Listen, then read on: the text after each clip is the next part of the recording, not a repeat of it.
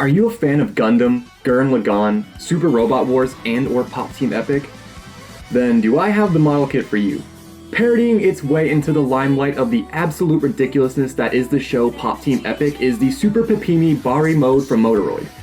This brand is part of the Good Smile company, and this will actually be my first model kit I've made from them, and oh man, what a first kit to get. I've been a fan of Pop Team Epic for a few years, and when I saw the episode with the big mecha fight, I literally thought to myself how hilarious it would be if we were to get a model kit of Super Pipimi, and lo and behold, the madman over there went ahead and did a damn good job of bringing this into a plastic existence. Thanks to some fairly simple but effective design choices, we have a fairly unique kit paying homage to some of the greatest anime mecha, and it is capable of pulling off some pretty impressive articulation. More so on its upper half, but we'll get in depth with that later on. Now, I went ahead and skipped the unboxing with this, but essentially what it comes in is the exact same size as an Endless Waltz box, though I will say the amount of plastic you get in it is a little less than I was expecting. This did not detract from the overall finished product though. I should point out that despite being around the size of a master grade, you will not be getting the same build experience.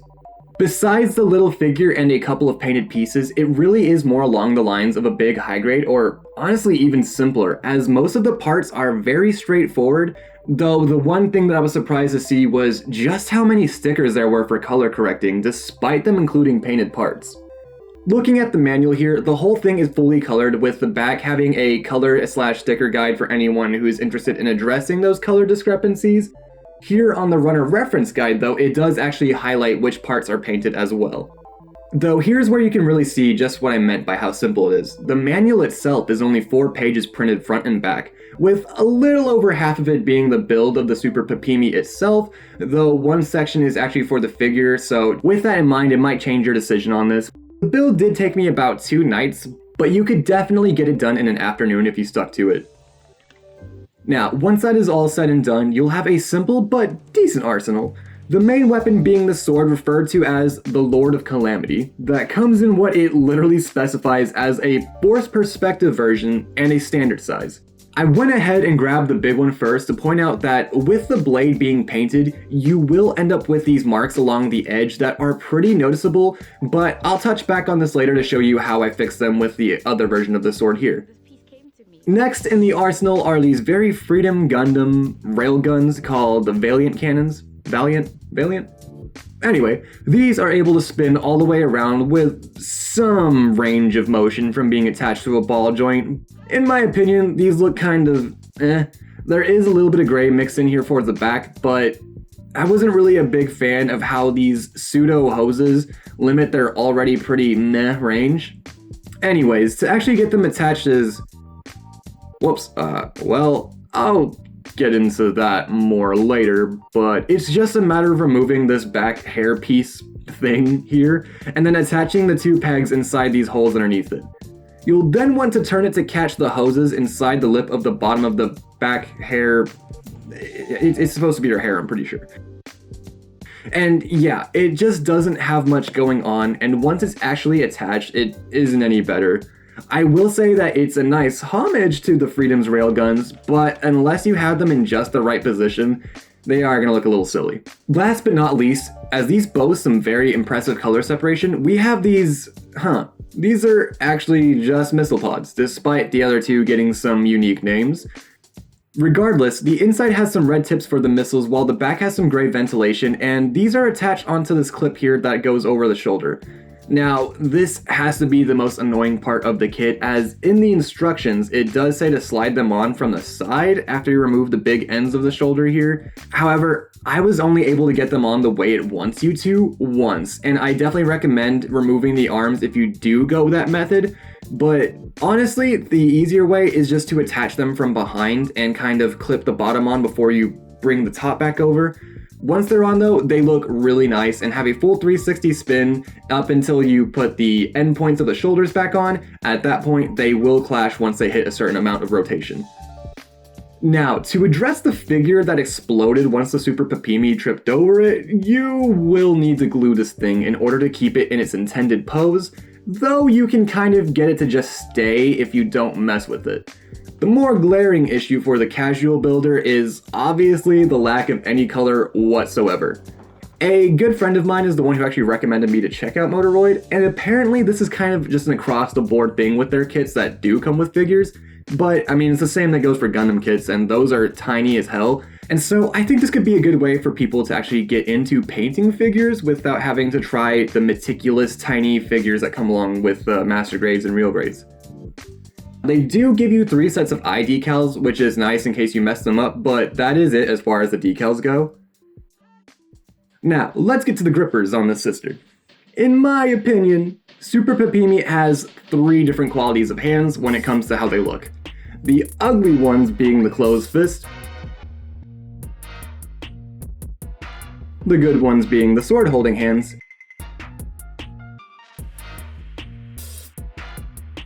and the great ones being these expression hands. Now this is another part of the kit that I will note is not color accurate, as the backs of the hands are supposed to have a red trim that goes along the bottom edge, which there are 6 stickers for each of the hands, but I wasn't too thrilled about using them myself, so I left them off. While I'm pointing them out, I will make note of the fact that above the red chest gem, we have 2 more sticker spots for the Japanese school uniform bow tie kind of look. While the gray stickers are supposed to go on the tips of the railguns, there are some brown ones for the feet that I swore I had footage of being held right next to them to kind of show you what I meant. Lastly, we have the green stickers that are supposed to go onto the back of the wrist here. Now the illustration has them with a bit of a glow to them. So I was thinking instead of using this, I'm just going to go back later with a metallic green marker, but I'll save that for another day. I will point out though that if you have this exact same pack of the metallic Gundam markers, if you use the gunmetal or GM152 marker to touch up the cut marks on the sword, you basically have it looking indistinguishable. However, if you do scuff up a larger surface area and have to cover up more, that is when you'll really start to notice a difference in the finish, though just at a glance, you really can't see the difference between it when it's just coming to those little nub marks you're trying to fix. Now, something that's actually really nice about the holding hands, or I guess I should say what's nice about the sword handle, is that they actually thought about the fact that the round pegs will spin inside of square holding segments. Both these swords have the exact same handle, and instead of your standard sandwich style hands, they went ahead and made the sword the part that actually splits. It splits apart here at the hilt, taking off the bottom, which allows the handle to slide in. But here's the best part. They gave this weapon just enough boxiness on the handle to keep it from rotating inside of its hands. I know we probably all have a kit or two where either the sword spins in the wrong orientation or the axe, scythe, or any other variety of heavy-ended weapon usually ends up with its blade or beam effect shifting downward from its own weight. And I just wish this design was used more often because it still looks rounded. But anyways, once you slide these in, I'd recommend giving it some room from the top of the hilt, as it will require some space there to be able to sandwich that other piece back on. One thing I did have trouble doing was recreating this. Alright, so I gotta interrupt my past self real quick to point out that actually this next part that I was about to say was difficult for me to do was actually just a matter of changing the angle of one of the hands. If you just rotate it by 90 degrees, it still will be a bit finicky, and you're gonna have to be pretty precise with how you actually place it in here and making sure it's in the exact orientation you need, or they will start to pop out like this.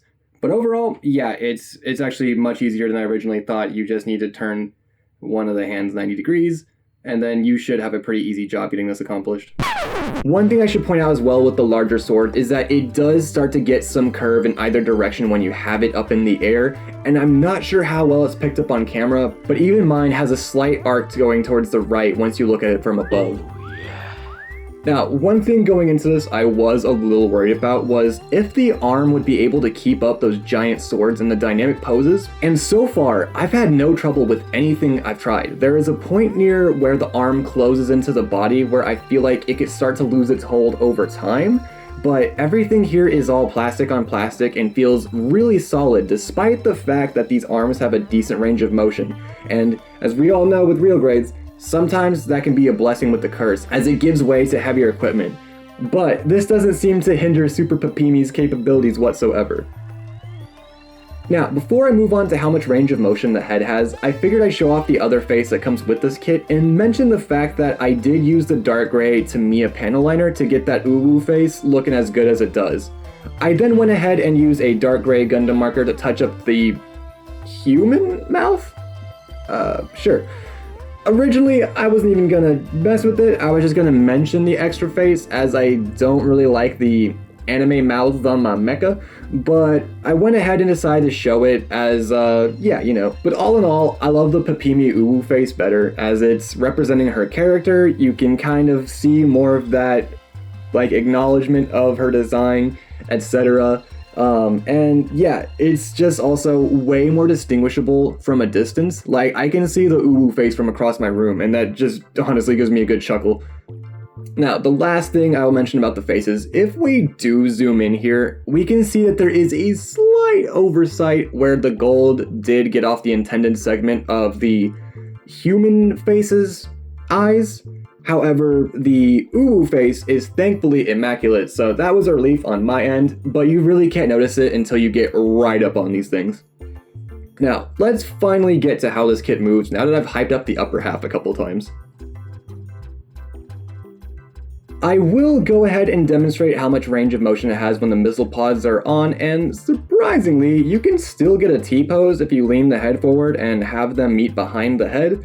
Once they're removed, you can get some really good poses, but for some reason, I decided to come back to that later in this footage, and I go on to the head now. The head is on a segment with a ball joint on each side, and you will be able to rotate it all the way around, but be careful when going over certain segments, as the collar is raised and does kind of clip onto the corner of her hair helmet thing. With the neck being a double ball joint, it does give it about the same range of motion you'd expect on most Gundams, as I'm demonstrating here. This Gurren Lagann looking chest piece doesn't do too much, but it does have the ability to tilt back and forth slightly. Now, instead of an ab crunch, right behind it though, we get a chest crunch? A solar plexus crunch? I don't know. But it actually has some impressive movement that we don't typically see in a lot of model kits. Now, I'm taking the back hair piece thing off to get a better look in there, as you can kind of actually see up into the chest from this angle. Now, that back ball joint that we saw the hair clipped onto does tilt up and down slightly, and with this being a ball joint, you actually get a fairly decent range of motion for how everything kind of fits together on here.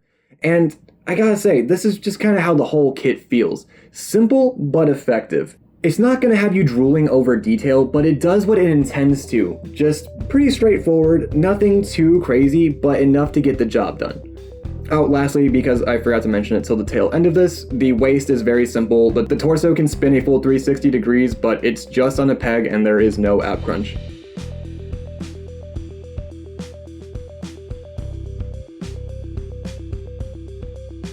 As we finally move back to the arms, we do have the ability to go all the way around without the shoulders clipping on anything. Moving on to where it connects to the torso, we can see something familiar with a lot of Bandai's kits. The shoulders have the ability to swing forward a little more by pulling on them here, and though these may look like polycaps, I do believe that that's actually ABS plastic, as the official listing only mentions using PS and ABS plastic materials for the kit. The arm attaches into that segment via a ball joint, giving a fairly good range of motion, but I'm taking the arm out here for a second to show how much the shoulders can move without the missile pods attached, and yeah, it's looking like she could just about pull off the RX-78's last shot against the Zeong pose. Moving on to that removed arm just to show what all it can do, there is a lot more human kind of articulation that comes from this. The elbow here does have its standard 90-degree bend, but below that you have a peg that plugs into the forearm, allowing for you to actually give it some very human poses and some very nice articulation. As for the cuffs around the hands, these are actually separate from where the hand's ball joint plugs in, so you don't have that issue where the very front of the wrist falls out from a weapon's weight or from the hands themselves just being messed with a little too much. You could actually use it without the cuffs altogether. Not sure why you would, but I mean, it's an option that I thought I'd point out.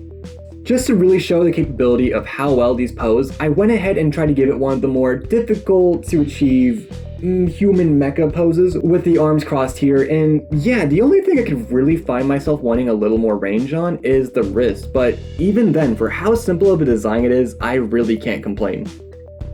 Moving down to these side skirts, instead of simple and effective, they're just straight up simple, as they literally only move up and down. They do have the ability to sort of stay straight out to the side, but they don't have any ability to rotate, so as soon as you lift the legs past... yeah. they will come off, which brings me to my next point. The legs do not have much range going out to the front, but even if they did, that side skirt would prevent it from moving any further without knocking them off anyways, so yeah. This is about all you're gonna get in that regard, but going to the back is a much different story. As you can see here, she could probably kick herself in the head if it wasn't for the back skirt. If we take the leg apart as well, we can see that there's 2 points of articulation where it bends a little better backwards, but it is stopped from going too far forward. Removing the foot, we can see here that it isn't anything but a ball joint, but once again, it does take care of that range of motion and does a fairly good job at it as well. You're not going to get too much in the side to side, but the foot has the ability to bend in both directions, with the toe bend being honestly kind of useless, while the range of motion for the toes pointing down is actually pretty good and helps you achieve those awesome flying poses that we might want for her later on. Now, the inside of the legs do have another segment that rotates back and forth, allowing for her to have a good range of motion in the ankles, and though her Matrix bullet dodge could use a little work, her Michael Jackson smooth criminal lean is a solid 10 out of 10. Honestly though, I find myself liking most of the poses I put her in, whether on purpose or accident. Also, to really give this a test, I decided to kind of go through the motions of doing a Kamehameha with the poses.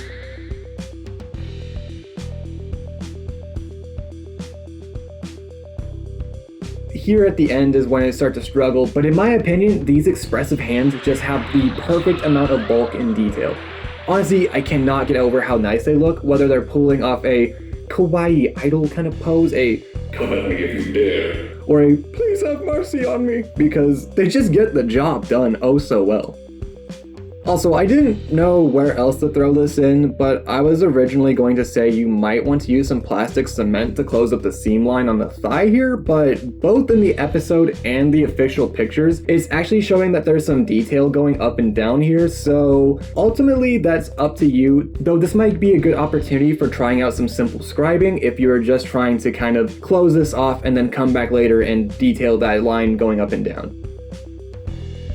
Now, it's time to borrow from my roommate once again as I go ahead and grab the other arm-crossing mecha in the household to give a size comparison, and at first I thought the Gundam was going to be taller, but upon further inspection it seems that Pipimi ever so slightly just takes the win here. I also went ahead and grabbed the entry-grade Strike, a high-grade Hazel, the Weird Tails, and the Nashin, with those last two being from Kotobukiya.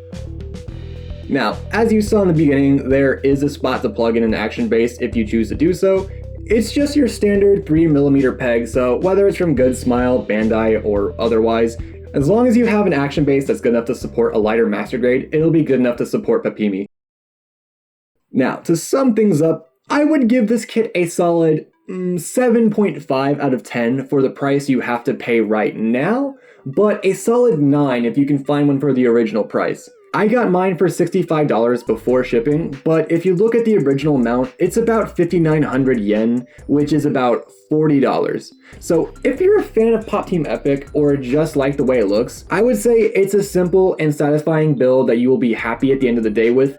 However, if you're not familiar with it and you're not a big fan of this specific thing, I can see this being a pass as well because yeah, I mean, it's great at what it does, but it's something very out there and it might not hit all the marks for every model kit maker. Last thing I'll mention before I close out the video is that if we do get another drop with the Popuko mech that came to save the day at the end of the video, I just really hope that they include the parts to make their biggest McHuge guy combination, as it's absolutely bonkers and could possibly justify the need for one of each. Maybe that's a little bit ridiculous to ask for a 5-minute segment, but hey, we already got one, so here's hoping. Anyway, with that, I will leave a link in the description to where I found mine because there are a couple left in stock if anyone wants one, but I do appreciate everyone who gave this a watch. I hope you have a wonderful rest of your day, and take care.